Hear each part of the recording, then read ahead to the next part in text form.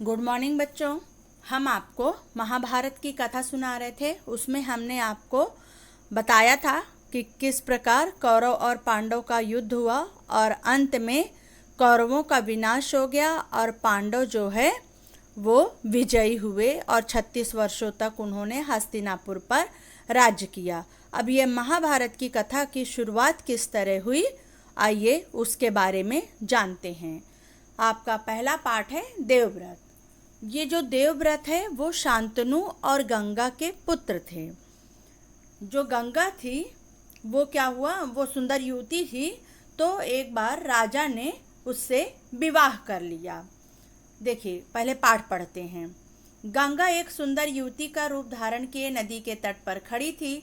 उनके सौंदर्य और नवयौवन ने राजा शांतनु को मोह लिया था। गंगा बोली, राजन, आपकी पत्नी होना मुझे स्वीकार है, पर इससे पहले आपको मेरी शर्तें माननी होगी। क्या आप मानेंगे? राजा ने कहा, अवश्य। राजा शांतनु ने गंगा की सारी शर्तें मान ली और वचन दिया कि वह उनका पूर्ण रूप से पालन करेंगे। तो गंगा जो थी वो सुंदर युवती थी और राजा ने उसको अपनी पत्नी होने के लिए उससे आग्रह किया। और तब गंगा बोली कि अगर आप मेरी सारी शर्तें मान लेंगे तो मैं आपसे विवाह कर लूँगी। राजा शांतनु ने गंगा की सारी शर्तें मान ली और ये भी वचन दे दिया कि वो उसका पूर्ण रूप से पालन करेंगे। समय पाकर गंगा से शांतनु के कई तेजस्वी पुत्र हुए, परंतु गंगा ने उनको जीने नहीं दिया। बच्चे के पैदा होते ही वह उसे नदी की बहती हुई धारा में फेंक देती थी और फिर हंसती मुस्कुराती राजा शांतनु के महल में आ जाती थी।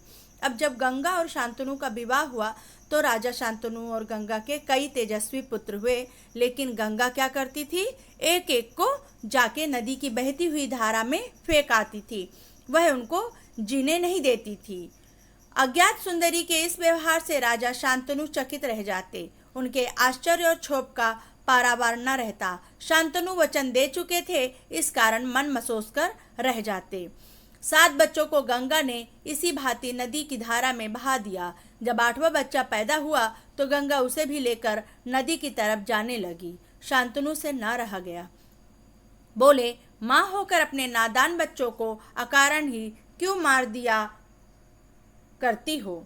अब क्या हुआ कि जब राजा शांतनु के और गंगा के कई तेजस्वी पुत्र हुए और गंगा एक एक करके उनको नदी में बहती धारा में जब फेंक आती थी और खुश होकर वापस महल आ जाती, तो राजा शांतनु कुछ न बोले क्योंकि वो वचनबद्ध थे। लेकिन एक दिन जब वो गंगा जब अपने 8वें पुत्र देवव्रत को ले जा रही थी, तब राजा शांतनु से न रहा गया और उन्होंने पूछ ही लिया कि तुम बिना कोई कारण के अपने पुत्रों को क्यों मार दिया करती हो? यह घृणित व्यवहार तुम्हें शोभा नहीं देता। राजा की बात सुनकर गंगा मन ही मन मुस्काई, परंतु क्रोध का अभिनय करती हुई बोली, राजन, क्या आप अपना वचन भूल गए हैं? मालूम होता है कि आपको पुत्र से ही मतलब है, मुझसे नहीं। आपको मेरी क्या परवाह है? ठीक है, पर शर्त के अनुसार अब मैं नहीं ठहर सकती। हाँ, आपके इस पुत्र को मैं नदी में नहीं फेंकूंगी। इस अंतिम बालक को मैं कुछ दिन पालूंगी और फिर पुरस्कार के रूप में आपको सौंप दूंगी। अब राजा की बात सुनकर मन ही मन गंगा मुस्कुरा रही थी, लेकिन वो क्रोध का अभिनय करी और राजा से बोली कि आपको लगता है सिर्फ अपने पुत्र से मतलब है, आपको अपने वचन का कोई ध्यान नहीं है, इसलिए मैं अब आपके पास नहीं रुक सकती और मैं इस पुत्र को अभी न दूंगी, समय आने पर आपको पुरस्कार के रूप में दे दूंगी। ऐसा कहकर गंगा बच्चे को साथ लेकर चली गई। यही बच्चा आगे चलकर भीष्म पितामह के नाम से विख्यात हुआ। गंगा के चले जाने से राजा शांतनु का मन विरक्त हो गया। उन्होंने भोग विलास से जी हटा लिया और राजकाज में मन लगाने लगे। एक दिन राजा शिकार खेलते खेलते गंगा के तट पर चले गए तो देखा किनारे पर खड़ा एक सुंदर गठीला युवक गंगा की बहती हुई धारा पर बाण चला रहा था। बाणों की बौछार से गंगा की प्रचंड धारा एकदम रुकी हुई थी। यह दृश्य देखकर शांतनु दंग रह गए। अब क्या हुआ, जब गंगा चली गई तो राजा शांतनु अपना पूरा ध्यान राजकाज में उन्होंने लगा लिया और पारिवारिक सांसारिक मोह माया से उन्होंने अपना मन हटा लिया। एक दिन वो गंगा किनारे घूम रहे थे तो उन्होंने देखा कि एक बहुत ही सुंदर युवक नदी की बहती हुई धारा को अपने बाणों से रोक के रखा है। इतने में ही राजा के सामने स्वयं गंगा आकर उपस्थित हो गई।